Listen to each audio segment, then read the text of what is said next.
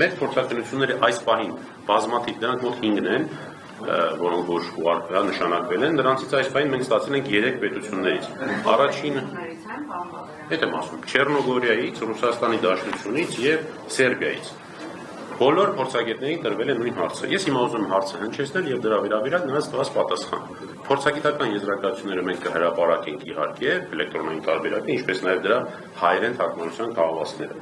Եվ այսպես Չեռնոգորիայի փորձակնության եզրակացության համաձայն հարցս։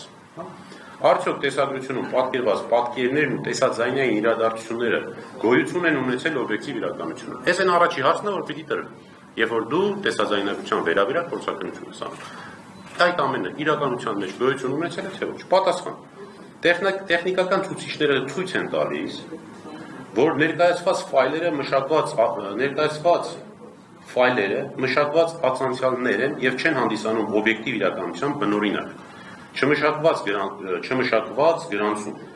Չափված ծրագրային հետքերի օրինաչափությունը, ծրագրային արտահանման բնութագրեր, ժամանակային վերաժամանակավորում, ֆիքսված կադրի մեջ կոմպոզիցիա, մնացորդային վարքագիծ հստակ վկայում է ալգորիթմական արտադրության եւ կամ նյութի վերակառուցման մասին։ Հետևաբար ներկայացված տեսագրություններում ցուցադրված տեսաձայնային իրադարձությունները գնահատվում են որպես կառուցված, մանիպուլացված թվային բովանդակություն։ Այստեղ ունենք նաև տեխնիկական հիմքերը դրա հետ կապված, որը շատ տեխնիկական է, այդպես չեմ ուզում հիմա հնչեցնել, դուք արդեն երբ որ հրապարակենք նաև հայերենը կտեսնեք դրանից։ Հաջորդ հարցը, որ 7 հարց եմ տվել, որում հաջորդ հարցը։ Արդյոք տեսագրությունը չի ստեղծվել արհեստական բանականությամբ կամ տեսաբովանդակություն ստեղծելու համար նախատեսված հատուկ ծրագրերով։ Պատասխան։ Տեխնիկական արդյունքները հակասում են այն պնդմանը, թե տեսագրությունը չի ստեղծվել արհեստական բանականությամբ։ Այսինքն ես որ ասում եմ, արդյոք դա չի ստեղծվել արհեստական բանականությամբ, ասում եմ, այդ ձեր ասածը հակասում է, որ չի ստեղծվել։ Կամ մասնագիտացված ծրագրերով։ Մի քանի անկախ ցուցիչներ, ծրագրային արտահանման բնութագրեր, ժամանակային վերակառուցում, կադրերի վերաօգտագործման նշաններ, մնացորդային կայունացման օրինաչափություններ, ֆիքսված կադրի կոմպոզիցիա ցույց են տալիս, որ ներկայացված նյութերը հանդիսանում են մասնագիտացված ծրագրով ստեղծված կամ մանիպուլացված արդյունքներ եւ խիստ բնորոշ են արհեստական բանականությունով աջակցված սինթեզին եւ կամ արհեստական բանականությունով աջակցված վերակառուցման փոփոխության։ Էլի տեխնիկական հիմքերն են դրա վերաբերյալ։ Հաջորդը։ Արդյոք ձայնագրությունը եւ խոսքային բովանդակությունը չեն փոխվել, որտեղ եթե հիշում եք տեսաձայնագրության մեջ որոշակի ինչ-որ ձայներ կային, աղմուկ։ Հիմա հարցը հետեւյալն է. արդյոք ձայնագրությունը եւ խոսքային բովանդակությունը չեն փոխվել։ Պատասխան. ձայնային հոսքը սինխրոնացված չէ տեսագրությանը եւ դրսեւորվում է հետարտադրական ժամանակային մանիպուլյացիայի նշաններ։ Կոնտեյների մակարդակով ժամանակային շեղումը, որը տված է նկարով, ինչպես նաև տեսաձայնային ժամանակային ոչ ստացիոնար վարքագիծը հաստատում են, որ ձայնը վերաժամանակավորվել, այսինքն վերասինխրոնացվել է տեսագրության նկատմամբ։ Եվ թվարկում է, որ 0.080 վայրկյանի տարբերություններ կան, այսինքն կադրը, ձայնը իրար հետ չեն համապատասխանում։ Չորրորդ հարցը, արդյոք ձայնային միջավայրը, պայմանները կամ տեսաձայնագրման միջոցները չեն փոխվել։ Պատասխան. համակարգված ժամանակային շեղումները եւ ժամանակի ընթացքում փոփոխվող սինխրոնացման վարքագիծը վկայում են հետարտադրական մշակման մասին։ Օրինակ, արտահանում, վերախառնում, վերաժամանակավորում։ Սա հաստատում է, որ ձայնային հոսքը եւ ներկայացված իրական գրանցման շղթան ենթարկվել է փոփոխության։ Սրանք կեղծիքի մասին է խոսքը։ Էլի հիմքերն են։ 5-րդ հարցը. արդյոք տեսաձայնագրությունը պարունակում է տեսա եւ կամ ձայնային խմբագրման հետքեր։ Սա մասնավորապես նկատի եմ ունեցել մոնտաժման հետքեր, եթե օրինակ լիներ իրական նկարահանված որոշակի կադրեր, արդյոք մոնտաժի միջոցով կարող էին իրար բերել կպցնել։ Այո, պարունակում են փաստորեն հետքեր, ներկայացված նյութը պարունակում է խմբագրման եւ ծրագրային հետարտադրական մշակման բազմաթիվ հետքեր, մոնտաժ, վերարտահանում։ Դրանք ներառում են ֆիքսված կադրի մեջ կոմպոզիցիա, միատեսակ արտահանման բնութագրեր բոլոր հատվածներում, տեսաձայն ժամանակային համակարգված շեղումներ եւ ժամանակային վերասիմպլինգի նշաններ, գրեթե կրկնվող կադրերի գերակշռություն, կադրերն են նույնիսկ կրկնվող։ Էլի տեխնիկական հիմքերն են։ Արդյոք հնարավոր է նույնականացնել տեսագրությունում պատկերված անձանց։ Սա 6-րդ հարցն է, որ բոլոր փորձագետներին տվել են։ Պատասխան. ներկայացած նյութից հուսալի դեմքային նույնականացում կատարել հնարավոր չէ։ 645-12 լուծաչափը եւ սեղմումը, ինչպես նաեւ տեսարանի բովանդակությունն ու կայուն մորֆոլոգիական ներողություն, բովանդակությունն ու կադրերի կրկնությունը չեն ապահովում անհատականացման համար բավարար եւ կայուն մորֆոլոգիական մանրամասներ։ Տեխնիկական բարելավումը կարող է բարձրացնել ընդհանուր տեսանելիությունը, սակայն չի ստեղծում բացակայող նույնականացնող հատկանիշներ։ Այսինքն ավելի հասկանալի լինելու համար, ասում է տեսագրության որակը հնարավոր է մի քիչ լավացնել, բայց այնուամենայնիվ անհատականացնող այն նշանները, որի միջոցով հնարավոր կդառնար անձին նույնականացնել, դրանք վերականգնել հնարավոր չի։ Եվ վերջին 7-րդ հարցը. արդյոք միջավայրի եւ տեսանելի օբյեկտների երկրաչափական չափերի վերությունը ցույց է տալիս, որ նկարահանումը կատարվել է նախապես կառուցված հատուկ ստուդիայում կամ դեկորացիա տարածքում։ Սրա նպատակն է, որ հնարավոր է դերասանների օրինակ օգնությամբ նկարահանումը տեղի ունեցած լիներ, այնտեղ ինչ-որ այսպես պավիլյոն ստեղծեին, սերիալ նկարեին, կինոներ ինչպես են նկարում, փորձել են բոլոր հարցերի պատասխանները ստանալ, որ բոլոր անկյուններից ունենանք հնարավոր կեղծիք է, թե կեղծիք չի։ Հարցից պատասխանը. ներկայացված արտահանված ֆայլերի հիման վրա հնարավոր չէ կատարել հուսալի երկրաչափական գնահատում այն մասին, թե տեսարանը ստեղծվել է հատուկ նկարահանման համար կառուցված միջավայրում, ստուդիայում կամ դեկորացիա։ Սահմանափակ լուծաչափը սեղմում եւ մի շարք հատվածներում ակտիվ պատկերի փոքրացված տարածքը սահմանափակում են ճշգրիտ երկրաչափական չափումների հնարավորությունը, մասշտաբ, ռումային չափեր, խորքային հարաբերություններ։ Հետևաբար, ստուդիա դեկորացիա վարկածը չի կարող հաստատվել կամ բացառել զուտ երկրաչափական հիմքով։ Այս բոլոր հարցերին մյուս փորձագետներն են ըստ էության նման պատասխաններ են, բայց կան որոշակի տարբերություններ ըստ հավանաբար իրենց մասնագիտության խորացման։ Էլի տրված են տեխնիկական հիմքերը։ Հաջորդը, որ ուզում եմ ներկայացնեմ, Ռուսաստանի Դաշնության փորձաքննության եզրակացության էլի հարցերի պատասխանների հայերեն թարգմանությունն է եւ հետեւաբար նույն հարցերն են։ Արդյոք տեսագրությունում արձանագրված պատկերներն ու տեսաձայնային իրադարձությունները գոյություն են ունեցել օբյեկտիվ իրականությունում։ Ես հիմա քանի որ հարցերը կրկնվում են, հարցերը չեմ կարդա, միանգամից արագ ներկայացնեմ դրանց պատասխանները։ Պատասխան գոյություն ունեն ծանրակշիռ գիտատեխնիկական հիմքեր պնդելու, որ տեսագրությունում ներկայացված պատկերներն ու տեսաձայնային իրադարձությունները տեղի չեն ունեցել օբյեկտիվ իրականությունում այն տեսքով, ինչպես ներկայացված են։ Տրված է հիմնավորումները։ Երկրորդ հարցի պատասխանը, մասնավորապես այստեղ այո եւ ասում հարցը նորից կարդամ, արդյոք տեսագրությունը ստեղծվել է արհեստական բանականության կամ հատուկ ծրագրային ապահովման կիրառմամբ։ Պատասխան այո, տեսագրությունը պարունակում է նշանների համակցություն, որը վկայում է արհեստական բանականության տեխնոլոգիաների եւ հատուկ ծրագրային ապահովման կիրառմամբ ստեղծման մասին։ Էլի հիմնավորումները կան։ Արդյոք ձայնագրությունը ներառյալ խոսքային հատվածը ենթարկվել է փոփոխության, պատասխան այո, ձայնային հոսքը ենթարկվել է էական վերամշակման կամ ամբողջական սինթեզի։ Արդյոք ձայնային միջավայրը պայմանները կամ տեխնիկական միջոցները փոխվել են, այո, ձայնային միջավայրը եւ տեխնիկական միջոցները չեն համապատասխանում հայտարարված բնօրինակ հեռախոսային նկարահանմանը։ Հիմա տեսեք շատ կարևոր հետաքրքիր հանգամանք են ասեմ, որը հետագայում պատասխաններում եւս կերևա։ Տեսաձայնագրությունների ֆորմատը կամ մետատվյալներն այնպիսին էին, որ դրանք իբր կատարվել են հեռախոսով։ Այսինքն կեղծիքի մանիպուլյացիայի ծավալը այնքան մեծ էր, որ անգամ այդ ֆայլերի մեջ մետատվյալները խոսում էին այն մասին, որ իբր դա տեսանկարանում կատարվել է հեռախոսով։ Բայց խորքային վերլուծությունը ցույց տվեց, որ հեռախոսի եւ որևէ կենցաղային տեսախցիկ չէր կարող այդ չափերի եւ այդ լուծաչափի, իրենք այդպես են ասել, համապատասխան նկարահանում իրականացվել։ Այսինքն կեղծիքը անգամ ստեղից է սկսվել, որը ի դեպ կարելի է ուղղակի նկատել նաև ոչ փորձագետ լինելով։ Ընդ որում ասեմ, որ բոլոր փորձագետները իրենց երկրներում լիցենզավորված դատական փորձագետներ են, համապատասխան ոլորտի, որոնց նաև դիպլոմները, նրանց վկայականները, փաստաթղթերը ամբողջությամբ դրված են փորձաքննության եզրակացություններում, որոնք կլինեն հասանելի։ Տեսեք, Ռուսաստանին օրինակ կազմակերպություն է մի ամբողջ, որը տարբեր փորձաքննություններ է իրականացնում, Սերբիան ու Չեռնոգորիան իրենք անհատներ են,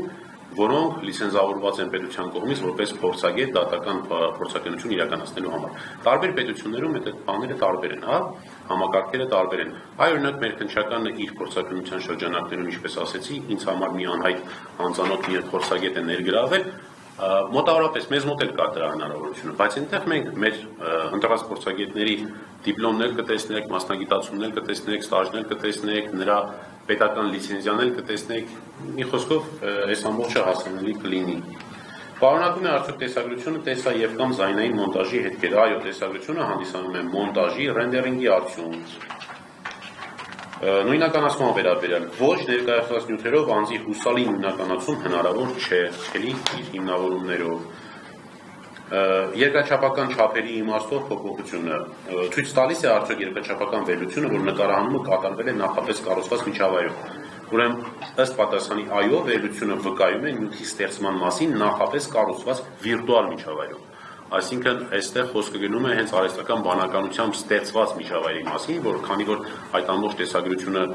իրականության մեջ ֆիզիկապես գոյություն չի ունեցել, հետևաբար այս փորձակնության համաձայն խոսվում է, որ դա վիրտուալ տարածություն է։ Գիտեք չէ՞ որ նա վիրտուալ տարածություն։ Կադրերով, արհեստական բանականություն կամ այլ ծրագրերով ստեղծված, դիզայնով ստեղծված տարածքների մասին է խոսքը։ Եվ եզրակացություն վերջնական, ես Ռուսաստանի Դաշնության մասով համակողմանի վերլության հիման վրա մասնագետը հանգում է հետևյալ կատեգորիկ եզրակացությանը։ Ուսումնասիրված 5 ֆայլերը չեն հանդիսանում բնօրինակ տեսազայնագրություն, ստեղծված գրանցող սարքով օբյեկտիվ իրականության պայմաններ։ Գրանցող սարքը ռուսերեն մի քիչ ավելի բանադառել է իրանց գրածով, նկատի ունի, որ անմիջապես տեսաձայնագրող սարքով, դրանք չեն ստեղծվել տեսաձայնագրող սարքով, կամերայով չեն, այսպես կամերաներով չեն նկարվել, կամ որևէ այլ կամերայով չի նկարվել։ Այս փաստերի համակցությունը թույլ է տալիս պնդել, որ բոլոր տեսագրությունները ստեղծվել են արհեստական բանականության տեխնոլոգիաների կիրառմամբ եւ ենթարկվել հետագա մշակման, ցածրորակ փաստագրական նկարանման տեսք տալու նպատակով։ Սա էլ շատ կարևոր հանգամանքներից մեկն է, որ ուզում եմ առանձնացնել։ Այսինքն սկզբից, երբ որ ստեղծվել է, եղել է ավելի բարձր որակի, եւ հետո որպեսզի տպավորություն թողնվի, թե տեսագրությունները իրականում վատ կամերայով կամ վատ որակի արված տեսագրություններ են, արհեստականորեն հնեցվել է կադրը։ Տեխնիկական մի քիչ երևի օգտագործես, իսկ ուղղակի հնեցում են արել կադրը, տենց են ասում։ Որակը գցել։ Որակազերկել են։ Սերբիայի փորձակնության եզրակացությունը էլի նույն հարցերն են, պատասխան առաջին հարցի ներկայացված ֆայլերի եւ հասանելի մետատվյալների քննության հիման վրա հնարավոր է հիմնավորված պնդումանը,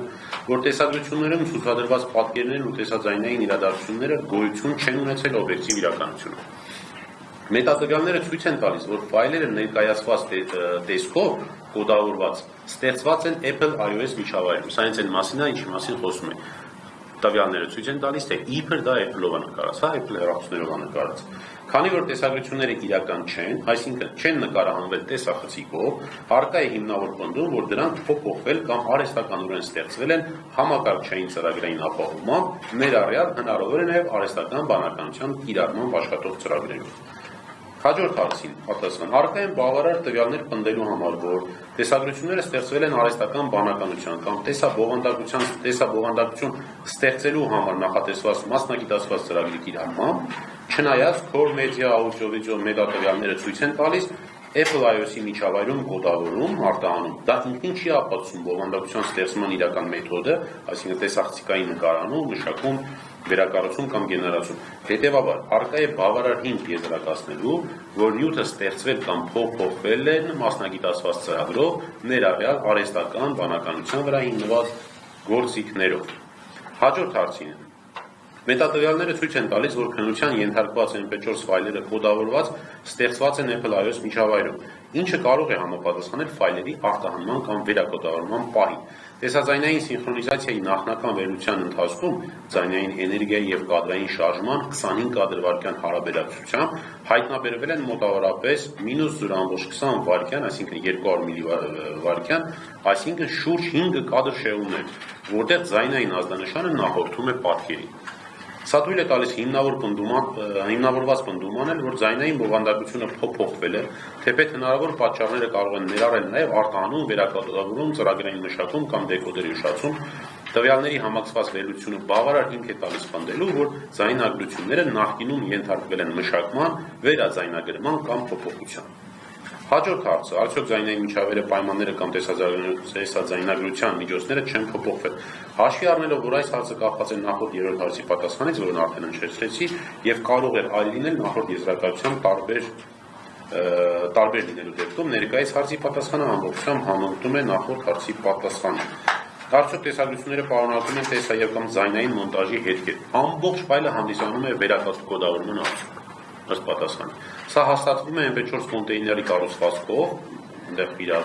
FFmpeg, որը չի համապատասխանում տեսախցիկով ստեղծված բնօրինակ ֆայլերի կառուցվածքին։ քողարկված շերտի,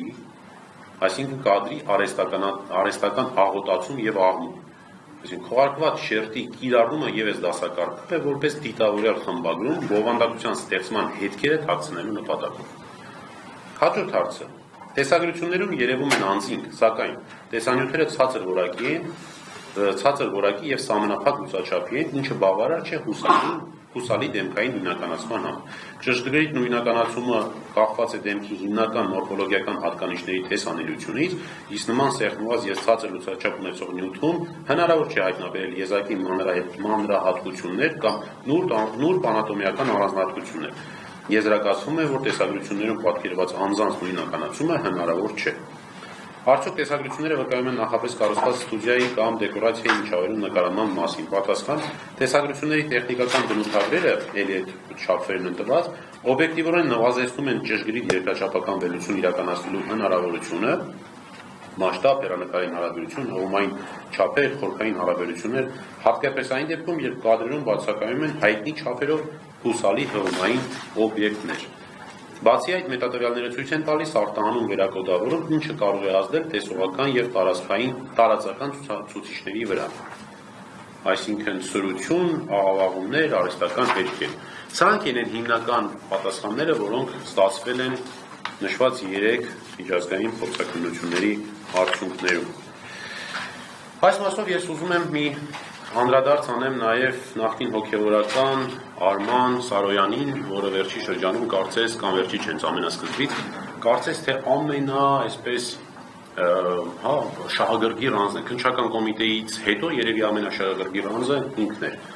Առաջին հերթին ինձ համար նախ քննչական կոմիտեի մասով անհասկանալի թե կամ գուցե հասկանալի է, ինչի են շահագրգռված իրենք մի ուղղությամբ այդ վարույթը իրականացնելու, հա։ Մենք ասում ենք, բերում ենք տվյալներ փորձաքննության եզրակացություն, որ այսպիսին է տեսագրություն, կեղծված է տեսագրությունը, փոխարեն այդ ուղղությամբ իրականացնեն քննություն, պարզեն թե ով է իրականացրել այդ կեղծիքը, իրանք կարծես անձնական շահագրգռվածություն ունենալով ամեն անգամ առիթ օգտագործում են այն կեղծ թեզը պնդելու, թե դա արդեն հաստատված է, որ դա Արշակ Սրբազանն է։ Հենց այս պահից հաստատվեց, որ տեսագրությունները գոյություն չունեն, հետևաբար տեսագրություններում պատկերված անձը նախ ինքը գոյություն չունի իրականության մեջ, եւ այդ անձն էլ բնականաբար որևէ առնչություն չունի Արշակ Սրբազանի հետ։ Նախկին Գևորգ Սրբազանի մասով։ Կարծես թե ամենաշահագրգիռ անձանցից մեկը ինքը լինի, որ առիթը բաց չի թողնում ամենատարբեր հարցազրույցներում անդադար պնդումներ անելու, թե դա հաստատված փաստ է, թե դա եղած փաստ է, կարծես չգիտեմ, կամ նկարանում նա ինքը իրականացրել, կամ դրա մոնտաժը։ Երկուսից մեկը գոնե իրականացրածն էր, որ նման պնդում աներ։ Ակնհայտ է, որ ունի որոշակի շահագրգռվածություն, բայց ես իրեն մի այսպիսի, քանի որ ինքը վերջերս մի հարցազրույցում ինձ էր նաև անդրադարձել, մի այսպիսի հղում ունեմ կամ կոչ ունեմ իրեն։ Բոլորդ գիտեք, իր հետ կապված մի ձայնագրություն կա, հեռախոսային խոսակցություն։ Այ ես հորդորում եմ իրեն,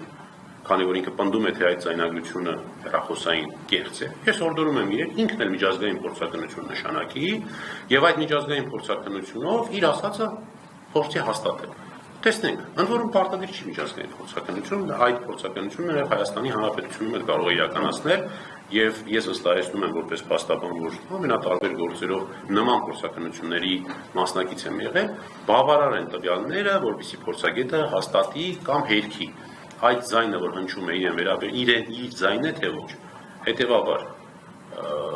կալանքում գտնվող անձի հետևից բամբասելու փոխարեն եւ այդ առիթը օգտագործելով որ անձը գտնվում է կալանքում, ճիշտ կլինի ինքն էլ մի ուժ գտնի իր մեջ եւ իր կողմից այդ ձայնագրություն ուղարկի փորձաքննության, որպեսզի տեսնենք այդ ձայնագրության հետ ինքը առնչություն ունի թե չունի։